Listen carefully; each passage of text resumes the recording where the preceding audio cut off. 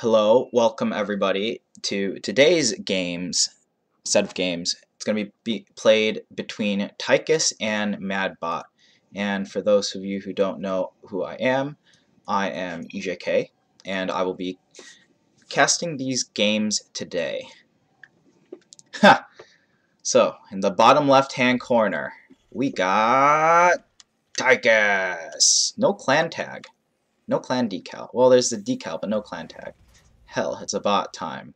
And that in the top right corner, we have Madbot.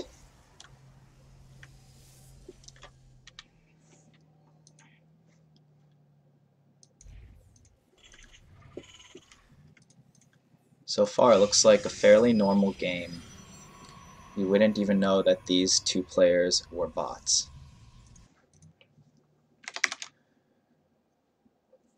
In this set of games, we're going to be seeing a lot of asymmetrical types of play that are developing as a result of different bots being programmed differently and also choosing their strategies differently as well.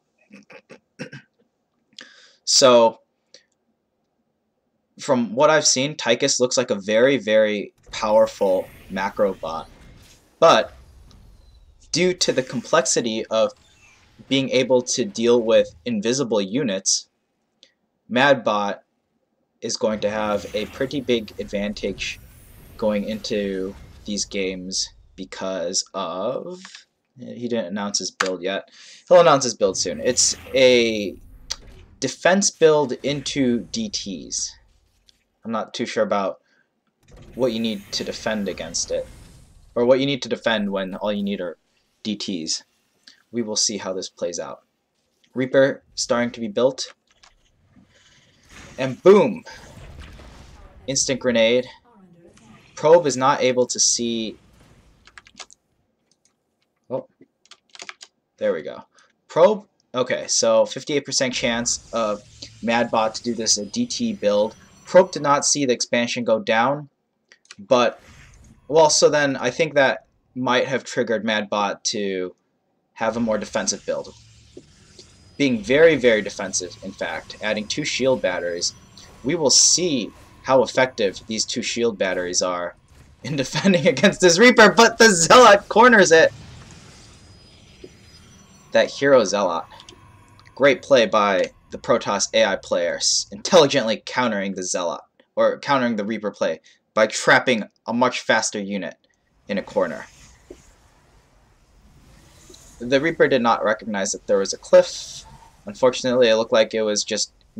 it jumped up, and then it started retreating towards possibly some sort of area defensive fallback point, arbitrary fallback point. Maybe the center of the map or something. So unfortunately, Madbot's build is not optimized at all. You can see that Madbot has plenty of money for a Twilight Council, and it's about 330 right now. By programmer standards, this would already be a very, very late build. I'm not really sure what these guys are doing. They just really want to huddle around there. Meanwhile, let's take a look at actually what's going on from a true macro player, Tychus, or macro bot, I should say. Already has the second expansion down, taking a second gas, 3 barracks, almost full production. Oh, I didn't have the production tab open. I'm sorry about that. Engineering bay is down already. All the workings of a really strong macro build so far. Only 1 SCV in this gas. It's a bit slow. Very defensive as well, adding the tech lab to the factory. Starport now being built. Combat shields was researched before Stim. Again, emphasizing a very strong but defensive macro build. It looks like no scan has gone down quite yet, but even if a scan had gone down, I don't think that it would have been very effective. Meanwhile, because the bot probably wouldn't have been able to recognize what to do in that situation. Well, maybe. Still not as easy as just scanning and then reacting, I suppose. Twilight Council's now done. Dark Shrine is on the way. I did point out earlier that the Twilight Council was severely delayed. Tychus already taking a third command center. Oh my god, this command center was started before the 5-minute mark. That is so extremely fast, and everything about Tychus's build looks very strong. Even having the bunker in place so that it would still have a chance to defend against one base all in plays, given an opportunity. A second starport going down. That's an interesting choice. I'm not really sure why, if it's intentional or not. There's no reason to actually have a second starport because you don't need anything except medevacs or Vikings, perhaps. There's no air transition on the way. So, although Tychus still has that first medevac out, no signs of aggression coming forward just quite yet. We'll have to keep an eye out for when Tychus ends up moving out. Jeez, look at that. And crazy mineral income. Big mineral income disparity, actually, I should say. I wish I knew how to put up the chart. If there's a way to show a chart of the income disparity. But will this matter? That's the real question. And these DTs are starting to chomp away at Madbot right now. This could be an issue. There we go. Units lost tab up for us. I heard the medevac pick up, so the medevac might be moving out soon. Unfortunately, there is no reaction to Tychus's or to Madbot's DTs by Tychus. Oh my gosh. Look at that carnage.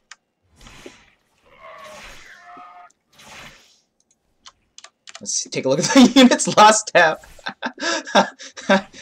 Ugh. Extreme cost efficiency. Tychus has no idea. Moving out now. Where's that medevac? Medevacs. Oh, look at this. 2 medevacs. Not really doing anything. Oh, and boosting somewhere. Not quite sure where they're going. Meanwhile, these DTs are wrecking absolute havoc. There doesn't appear to be a DT at home to defend, but there are more than enough units that I think Madbot should be pretty fine defending against this. Look at that. Keeping those stalkers alive with those shield batteries. And that was a really nice cleanup by Madbot. Run! Okay, 1 Marine escapes. And this game is essentially over because Tychus did not know what was going on. Is that the Marine that's clicking over there? I think it is. So yeah, unable to detect that there were invisible units attacking. And sadly, look at this inefficiency. You know, let's just actually see how much, oh, a Zealot dies. I think maybe a Stalker dies too, okay. So units lost in this game. Yikes. A probe, a Zealot, and a Stalker. Oops. Not supposed to have the score there, so you guys don't know what's going on. And GG will be called momentarily. Tychus actually knows how to surrender. There we go. Tychus leaves without a GG. And we move on to game number 2.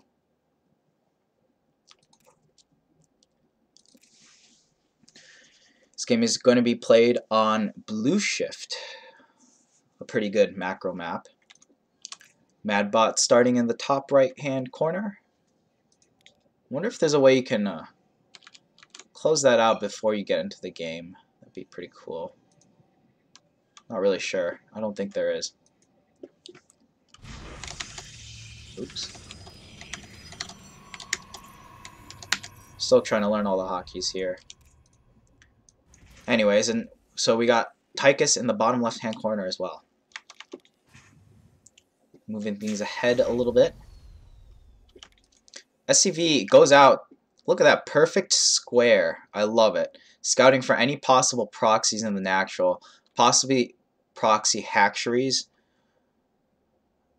Against a Protoss player, it would be proxy gateways, proxy pylons for proxy starports over there, but just concerned with the natural so far. Nice safe scout by Tychus.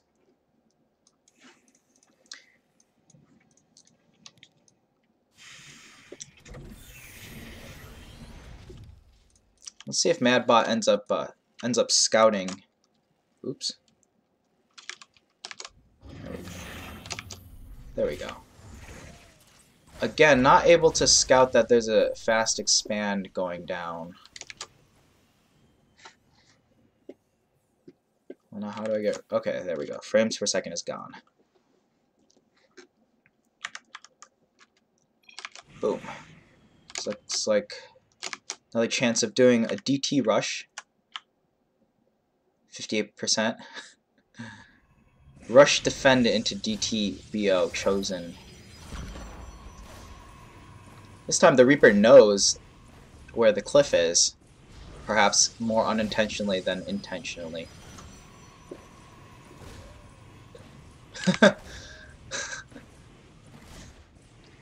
Looks like a command center is going down. 2 gateways is a shield. Only 1 shield battery going down this game, as opposed to the 2 that went down beforehand. And also an adept. Oh, okay. There's the stalker. Darn! The Reaper finally meets his fate. Unfortunately, whittling down the Zealot a lot, but not able to finish it off. That shield battery, healing it up at a good instant, and oh, there's the second shield battery. Not much else really done with the Reaper, just besides being pesky. Again, we see here there's plenty of gas, usually the limiting factor for the Twilight Council. No, 2 more shield batteries going down. Wow. Someone wants to be very, very safe. This does delay the DT rush, again, quite significantly. Tychus has its command center up. Everything looks pretty identical to last time. Nice wall off over there. It's a really nice feature to have.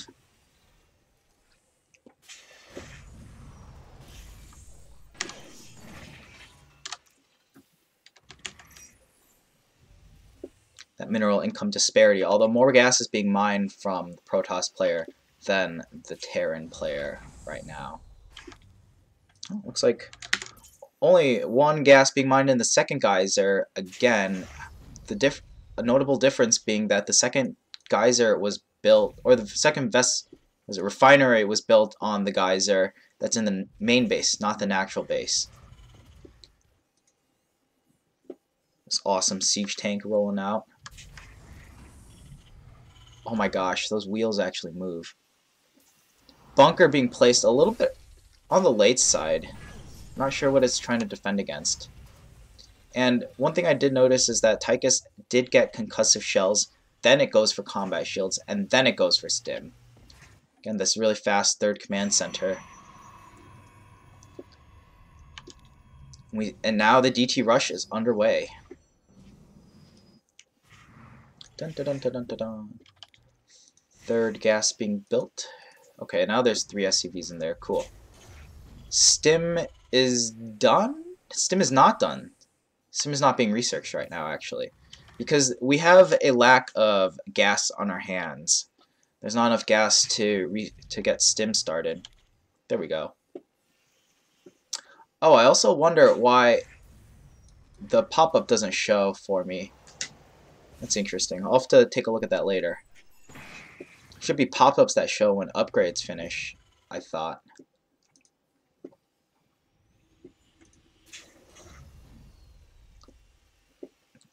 Once again, we have that first medevac that comes out. I suppose it's simply for defense.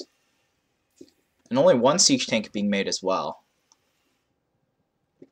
Tychus is spiraling out of control with its economy. The unit composition is interesting. Oh, only one Marauder with concussive shells. Okay. This interesting one Marauder, one tank, one medevac build. Ooh, okay. So we see the medevacs are once again off. Wow, fast fourth base going down once again. DTs are finally here. This could be an issue again.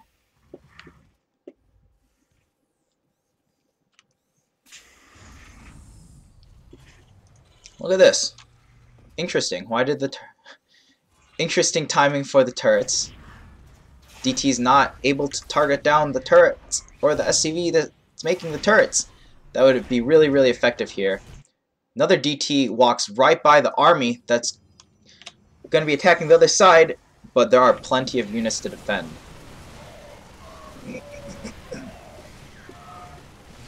These units are also attacking without stim as well. I think that might have been a mistake. But these Marines want a little bit more peace for the action.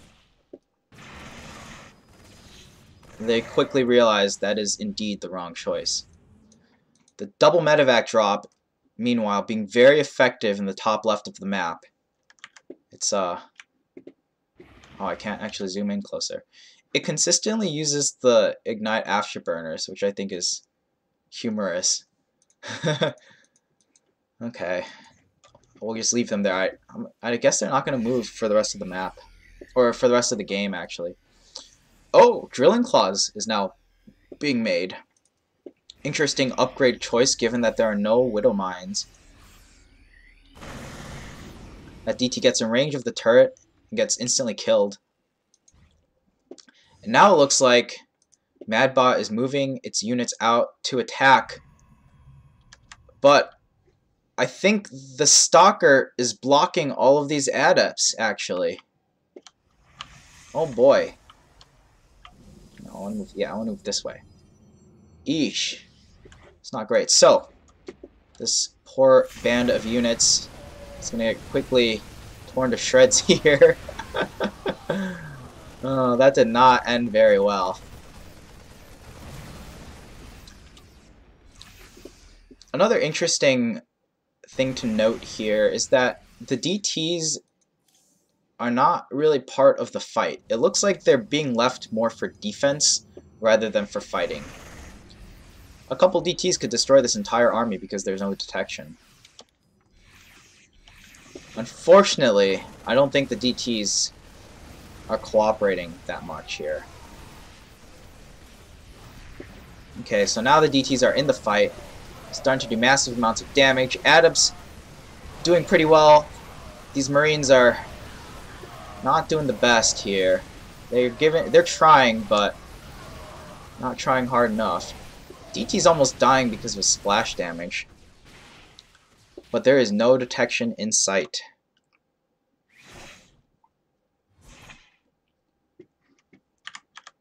Look at that, one DT goes back.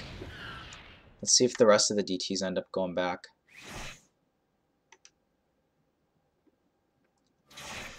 Oh. Look at that, and then they go back. They really should be a part with the army. They could have won that fight, and they could have done a really... I mean, I don't think they would have won the game, but they definitely could have won the fight.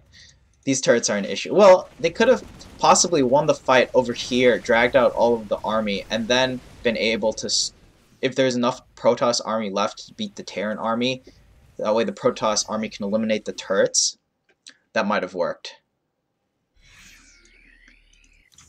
The Raven is now being built. Cool. So that Widow Mine upgrade, and then just not using it is interesting.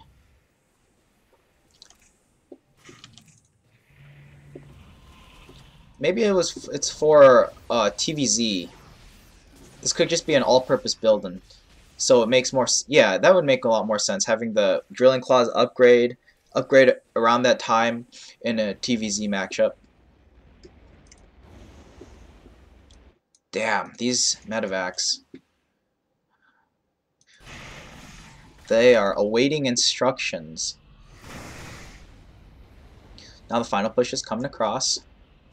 I'm not sure why these units are coming in single-handedly like that. Protoss players just about mined out, and there's only 6 DTs to defend. DTs go out for defense. Seeker missile goes down. Probes get pulled. And this is the end of the game. Tychus getting 3-3 upgrades, +2 vehicle plating, has 1, 2, 3, 4, 5 bases, has fantastic SCV saturation and income. There's no way that a lot of bots can really stand up to this type of macro play. Tychus is shaping up to be a really, really great macro bot. Meanwhile, Madbot, this asymmetrical power of DTs definitely could have helped Madbot win the game. But alas, GG everybody.